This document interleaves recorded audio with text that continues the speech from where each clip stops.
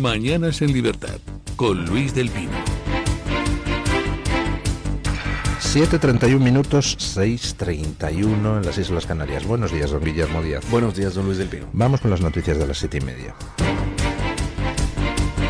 Hola, muy buenos días y cordial saludo para todos. Continuamos con la información a esta hora de la mañana, contándoles que por primera vez en la historia Estados Unidos registró más nacimientos que la Unión Europea en 2024, pese a tener una población significativamente menor. Estados Unidos, con 340 millones de habitantes, superó en natalidad a la Unión Europea, que cuenta con 450 millones de ciudadanos.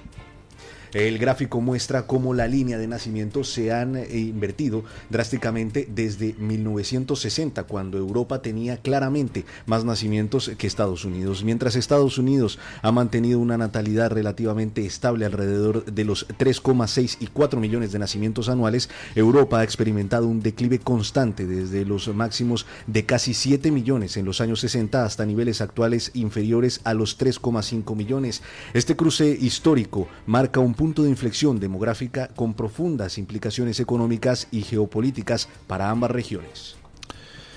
Europa, pues está en camino de desaparecer, y lo más triste es que lo merece. Un continente que renuncia a su propia esencia, un continente donde se protege más a los perros que a los niños en el vientre de su madre. Un continente donde pues la maternidad casi es vista como una molestia, donde se educa a las nuevas generaciones en, pues no sé, modos de vida que huyen de cualquier tipo de responsabilidad, que huyen de cualquier tipo de misión en la vida. Un continente, en definitiva, que no sabe qué quiere ser, ni tienen un proyecto de futuro, pues está condenado a desaparecer. Y Europa está desapareciendo lentamente con una crisis de natalidad brutal. Hace tiempo, hace 4 o 5 años, comenté en Twitter un titular pues muy llamativo del periódico El País acerca de lo que estaba pasando en Holanda. El titular decía: preocupación en Holanda porque crece el número de mujeres que piden acortar su jornada para educar a sus hijos. El titular venía a cuento de que en Holanda pues se estaba percibiendo como cada vez más mujeres decían: no quiero trabajar 8 horas fuera de casa, pido reducción de jornada porque me quiero dedicar a mis hijos. Bueno, pues El País lo presentaba con la palabra preocupación en el titular. O sea, el que las mujeres quisieran cuidar a sus hijos era visto como algo malo, como algo terrible, como algo contra lo que habría que combatir. Que las mujeres dieran más valor a estar más horas con sus hijos que trabajando fuera de casa, les parecía que era algo que, claro, atenta contra la igualdad. La igualdad, como concepto, puesta por encima de los hijos. Aquello me escandalizó muchísimo, porque para mí el razonamiento era muy simple. ¿Qué problema hay en que las mujeres, o un porcentaje de mujeres, prefiera estar más tiempo con sus hijos? ¿Por qué quiere usted imponerle a las mujeres lo que deben hacer? ¿Por qué pone usted determinados objetivos ideológicos por encima del propio bienestar de esas mujeres? Porque si lo hacen es porque quieren. Esa actitud hacia las mujeres, por cierto, es generalizada en muchos campos. Por ejemplo, una de las cosas que a mí más me asombra es cuando veo titulares del estilo de todavía queda mucho que hacer para para aumentar la presencia de las mujeres en las carreras STEM, en las de ciencias, matemáticas y todas, ingeniería y todas esas cosas, ¿no? Porque claro, dices, un momento, vamos a ver. Resulta que en España hay más mujeres que hombres en la judicatura. Hay más mujeres que hombres en la medicina. Hay más mujeres que hombres en muchos campos. Pero en ingeniería, matemáticas, física, hay menos mujeres y más hombres. Dices, ¿y eso por qué es? ¿Alguien pone una pistola en la cabeza a hombres y mujeres a la hora de elegir carrera? No, cada uno elige lo que le da la gana y da la casualidad de que estadísticamente las mujeres tienden a preferir unas carreras y los hombres otras. Y entonces llegan los iluminados y dicen, ¡ajá! No, hay pocas mujeres en estas carreras, hay que aumentar la proporción de mujeres. Y dices, un momento, pero ¿se dan ustedes cuenta de lo que están diciendo? Están diciéndole a las mujeres que eligen mal. Están diciendo que las carreras interesantes son las que eligen los hombres y que debería haber más mujeres ahí. ¿Por qué? ¿Están ustedes admitiendo que las mujeres eligen peor, que son más tontitas que los hombres y por eso eligen carreras que no deben? Caramba, mujeres, aprended de los hombres que sí eligen estas otras carreras. Por favor, es ridículo todo. Todo por las imposiciones ideológicas, por querer plasmar una concepción ideológica tan absurda como que tendría que haber la misma proporción de mujeres que hombres en todas las carreras. ¿Por qué? ¿Me quiere alguien decir? Bueno, con el tema de los hijos, que era de lo que iba la noticia, pues es terrible. Europa se muere en medio de una crisis de natalidad brutal. Hay algún país que está intentando hacer algo. Por ejemplo, Hungría, donde a partir del 1 de enero del año que viene, las mujeres trabajadoras con 3 hijos ya no van a pagar IRPF en toda su vida. En otros países, por ejemplo Francia, pues se mete el aborto como derecho constitucional. Tócate las narices. Pues nada, a disfrutar de nuestro ocaso, ¿qué quieren que les diga? En otros países, por ejemplo Estados Unidos, la cosa todavía no ha llegado tan lejos como aquí. Somos el viejo continente y desde luego cada vez más viejo.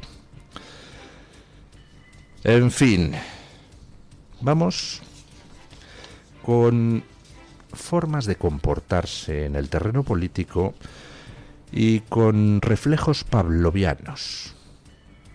¿No saben ustedes qué era eso de los perros de Pavlov? Pues ahora se lo explico. Moreno Bonilla fichó a Blanca Botello como nueva directora de la Escuela Andaluza de Salud Pública, generando críticas por su pasado socialista. Botello fue asesora del ministro Salvador Illa y jefa de gabinete en la Secretaría de Estado de Sanidad de Silvia Calzón durante el gobierno de coalición PSOE-Podemos. El Consejo de Administración aprobó su nombramiento al frente de este organismo independiente de la Consejería de Salud y Consumo dedicado a la investigación, formación y consultoría. Manuel Gavira, portavoz de Vox en el Parlamento de Andalucía, criticó duramente el nombramiento, afirmando que no nos equivocamos cuando decimos que el PP gestiona la sanidad andaluza exactamente igual que el PSOE. Bueno, ¿saben ustedes lo que eran los perros de Pavlov? Pues Pavlov era un científico que hizo un experimento, pues que pasó a la historia, el experimento de los perros de Pavlov. Resulta que los perros, cuando ven comida, empiezan a salivar. Y Pavlov demostró la existencia de reflejos condicionados. Enseñó a los perros a que primero sonaba un timbre y después les daban la comida.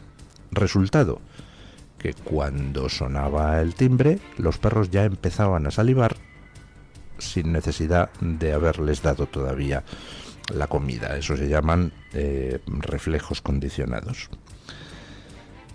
Los reflejos condicionados pues moldean nuestra vida, nos acostumbramos a establecer correlaciones entre unas cosas y otras, aprendemos empíricamente sobre las causalidades y hay una cosa que en España todos hemos aprendido, todos somos conscientes. Si tú defiendes al PSOE, el PSOE te va a proteger pase lo que pase y el Partido Popular también. Si tú defiendes al Partido Popular, el PSOE no te va a proteger nunca, todo lo contrario, te atacará, y el PP tampoco te va a proteger. Eso lleva siendo así 40 años. Y es especialmente visible en el campo de los medios de comunicación. Cuando Pedro Sánchez le da un programa de televisión a no sé qué presentador, no lo hace por gratitud a ese presentador ni para que ese presentador le defienda, todo eso se da por supuesto, lo hace para lanzar un mensaje: quien defiende al PSOE tiene premio. Si ese mensaje fuera contrarrestado con otro mensaje por parte del Partido Popular, quien defiende al PSOE no va a tener premio, pues entonces, bueno, no pasaría nada, porque habría un equilibrio. Pero claro, llega el PP y entonces, por ejemplo, un Moreno Bonilla en Andalucía ni persigue a los golfos de los ERES. ¿Recuerdan ustedes aquellas palabras de Moreno Bonilla? Yo no tengo interés en que Griñán entre en la cárcel y tal. Y por supuesto ha dejado a los enchufados que dejó el PSOE, todos allí siguen en la administración andaluza cobrando por rascarse el chichi. Y llega Moreno Bonilla y a la hora de poner un jefe al no sé qué de salud pública tal, pues elige a una socialista, colaboradora de Illa, de Salvador Illa, directora de la Escuela Andaluza de Salud Pública. ¿Qué mensaje lanza eso? Pues que si defiendes al PSOE, el PSOE te defenderá siempre y el PP también te premiará. O nos deshacemos de toda esta panda de majaderos que pueblan el principal partido de la oposición, o aquí en España no levantaremos cabeza, porque seguiremos todos presos del condicionamiento que lleva operando 40 años. Defender al PSOE puede tener premio y nunca tiene castigo. Defender al PP o defender lo que no es PSOE no tiene nunca premio y encima puede tener castigo. Bueno, pues habrá que cambiar eso, ¿no?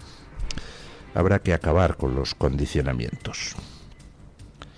Bueno, les he dicho antes que resulta llamativo que el Partido Socialista esté pasando de puntillas por el hecho de que ya van 31 incendiarios detenidos y siga con la matraca del cambio climático, siga tratando de desviar las responsabilidades.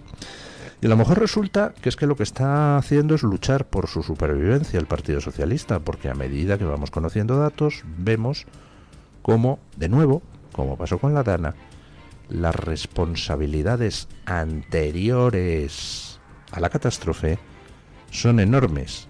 Y del Partido Socialista, escuchen. El Ayuntamiento Socialista de Jarilla, donde se originó el incendio que ya ha calcinado 11.000 hectáreas, no tenía un plan de prevención contra incendios exigido desde el año 2008. El Tribunal de Cuentas señaló en abril de 2024 al municipio dirigido por el socialista Ángel Peña García como uno de los 10 extremeños sin protocolo de prevención forestal. Aunque Jarilla cuenta con un plan para espacios periurbanos desde el año 2014, no se aplicó sobre su territorio forestal donde se produjo el siniestro. Entre tanto, 2 informes del gobierno del año 2022 alertaron de la urgencia para renovar la flota de aviones antiincendios por su envejecimiento, pero Sánchez la redujo de 69 a 56 aeronaves. Los aviones anfibios propiedad del Estado pasaron de 18 en 2021 a solo 10 en 2025, mientras las aeronaves contratadas bajaron de 47 a 42. El propio gobierno argumentó que la falta de presupuestos generales del Estado ha causado esta merma de medios aéreos, posponiendo refuerzos adicionales hasta que el marco presupuestario se clarifique. O sea, que en Jarilla, de ayuntamiento socialista y donde se ha producido uno de los incendios más devastadores de Extremadura, resulta que el Tribunal de Cuentas denunciaba en 2008 que no tenían plan contra incendios para la zona forestal. Y 17 años después siguen sin tener un plan contra incendios para la zona forestal.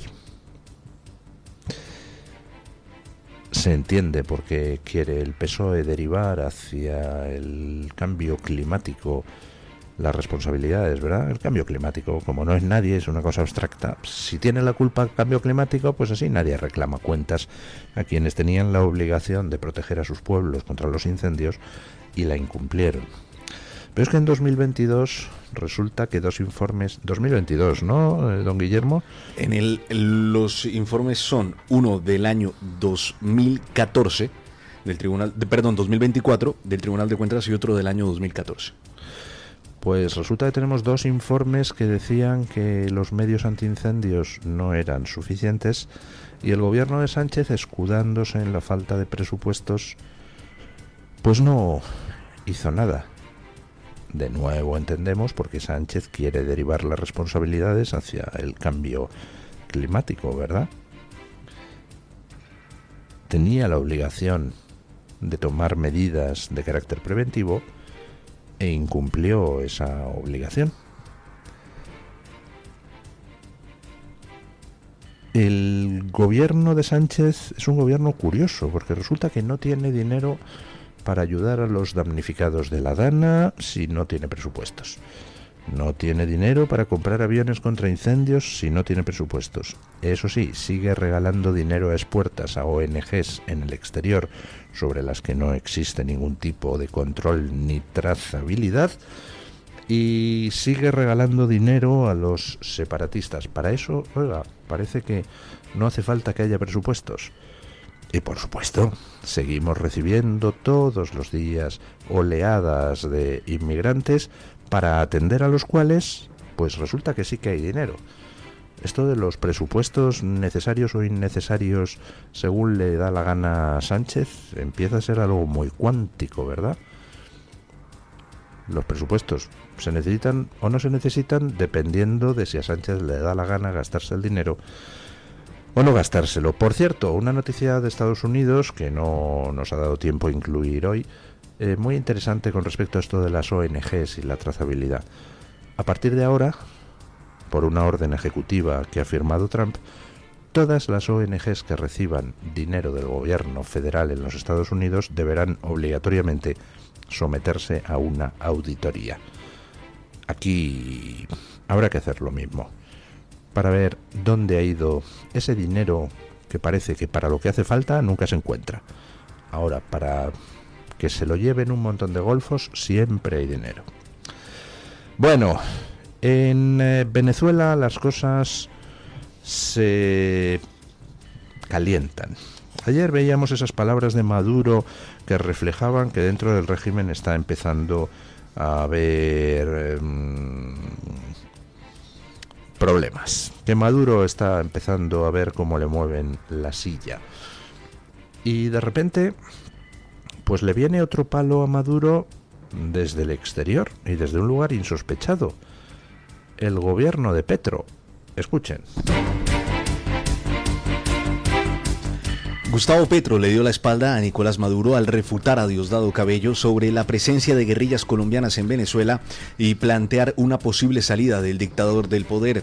El presidente colombiano insistió en que las guerrillas de la Segunda Marquetalia y el ELN operan en territorio venezolano. Y Diosdado dice que en Venezuela no están, sí están. Yo lo que he hecho es invitarlos, es a sacarlos, coordinando. Los gringos están en la olla si piensan que invadiendo Venezuela resuelven su problema. Meten a Venezuela en el caso de Siria, solo que con el problema que se arrastran a Colombia lo mismo. Petro denunció que ambos grupos guerrilleros se libran una guerra abierta, alimentada por economías ilícitas y vínculos con mafias internacionales, advirtiendo que decenas de toneladas de cocaína han caído del lado venezolano y funcionarios públicos sobornados. El mandatario colombiano pidió coordinar inteligencia internacional para combatir las mafias del narcotráfico y enfatizó que no debe haber grupos armados binacionales dirigidos por extranjeros en ambos territorios. Además, el dirigente habló directamente de su salida y de la salida de Maduro del poder. Y no es como la prensa dice, Augusto Cubillos, que entonces somos aliados de Maduro. Yo voy a pasar aquí, Maduro va a pasar. Cualquiera que sea el año, el mío está fijado por la Constitución. Bueno, muy interesante el cambio de postura en Colombia. Cuando Estados Unidos... les cuento la cronología. Estados Unidos anuncia el envío de una fuerza aeronaval al sur del Caribe para combatir el narcotráfico. Entonces sale Gustavo Petro haciendo unas declaraciones muy equívocas y ambiguas, pero vamos, donde sugería que ponía el ejército colombiano a disposición de Venezuela para defenderse de la invasión americana. Más o menos venía a decir eso, pero de una forma, pues, como sin mojarse demasiado, pero lo decía. 2 días después, el vicesecretario de Estado americano, es decir, el segundo de Marco Rubio, visita Colombia y habla con Petro. No sabemos qué habló, pero oiga, mano de santo, resulta que Petro coge y da un giro de 180 grados y empieza a acusar a Venezuela de promover el narcotráfico a través de Colombia. Y ha habido un rifirrafe de declaraciones entre Petro y Diosdado Cabello, el número 2 de Nicolás Maduro. No sé qué le diría el vicesecretario de Estado americano a Petro, pero desde luego fue convincente.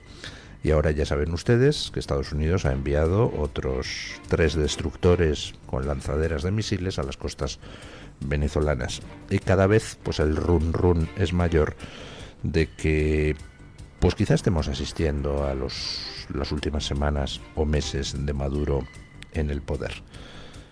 Vamos a ver qué es lo que sucede. Desde luego, si se logra echar a Maduro, pues tendríamos una gran noticia para la libertad en el mundo y sobre todo para los venezolanos. ¿Qué puede pasar si cae Maduro? Aquí en España me refiero. Porque el gobierno venezolano y sus relaciones con partidos como Podemos y como el Partido Socialista, pues han tenido mucha influencia en el devenir político en España. ¿Qué puede salir del régimen? ¿Qué puede salir de la caída del régimen venezolano? ¿Podríamos acceder quizá al historial de pagos que desde Venezuela se han hecho a distintos personajes? Hombre, un personaje que ha cobrado de Venezuela es Juan Carlos Monedero. Es jeta que decía que no, los $425.000 que le habían pagado desde Venezuela era porque había hecho un estudio sobre la futura moneda común bolivariana. Claro, ¿a quién le vas a encargar un estudio sobre la futura moneda común bolivariana, salvo a un premio Nobel de Economía como Juan Carlos Monedero, ¿no? Ridículo. O sea, nunca llegó a enseñar ni la factura, ni el contrato, ni nada de aquello que decía que le habían encargado, porque era mentira. ¿Quién más ha recibido dinero de Venezuela? Pues hombre, hay un señor que nunca pierde la oportunidad de hacer caja chapoteando en la sangre de las víctimas. Me refiero a José Luis Rodríguez Zapatero, que tanto ha hecho por perpetuar al régimen chavista en Venezuela, por engañar a la oposición, por falsamente mediar para al final siempre terminar ayudando al gobierno venezolano a pervivir. Y lo mismo hace en el caso de China, también en China cobra el señor Rodríguez Zapatero. China, ese régimen genocida que está cometiendo un genocidio denunciado por Amnistía Internacional en la región de Xinjiang. ¿Podríamos saber qué pagos ha recibido Zapatero del gobierno venezolano si cae Maduro? Pues hombre, yo espero que sí. Y desde luego las cosas en Estados Unidos no son como en España. Me refiero que en Estados Unidos, pues la justicia es lenta pero inexorable. Y cuando se coge un hilo, se tira de él. Y desde Venezuela ha habido mucho pago a muchos sitios. Venezuela es financiador del bolivarianismo en Iberoamérica y la caída de Maduro significaría, para empezar, la caída del régimen de Cuba y la caída del régimen nicaragüense.